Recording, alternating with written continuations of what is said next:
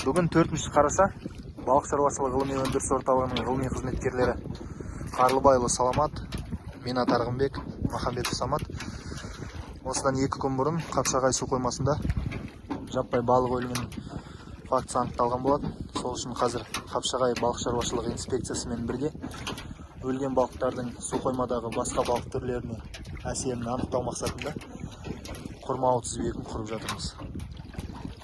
Бүгін 5 қараша 22 жыл.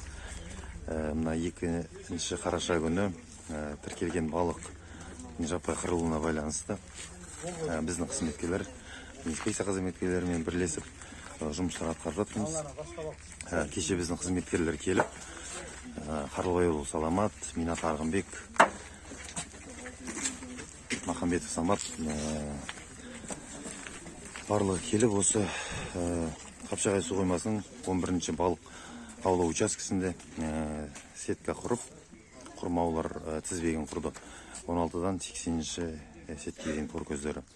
Сонымен балықтарды аулап, енді осы Каспий қаракөзі, яғни богла балығының шабақтары қырылған. Соның енді ересек түрлерін ауладық.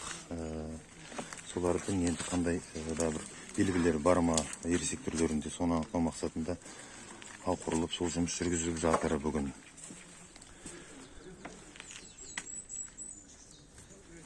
Бұдан бөлек қазір осы ауды разбирать етіп болғаннан кейін көлге шығып, қайықпен гидробиолог, гидрохимиялық тағы да сынамалар алынатын болады.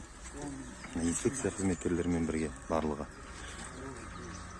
Жалпы балықтың қырылуын анықтау мақсатында жүргізіліп жатыр бұл жұмыстың барлығы. Бүгін 5 қараша 2022 жыл Қапшағай су қоймасынан кеше 4 қараша күні құрып, бүгін ауды алдық. Содан шыққан балықтарды анализ жасап жатырмыз.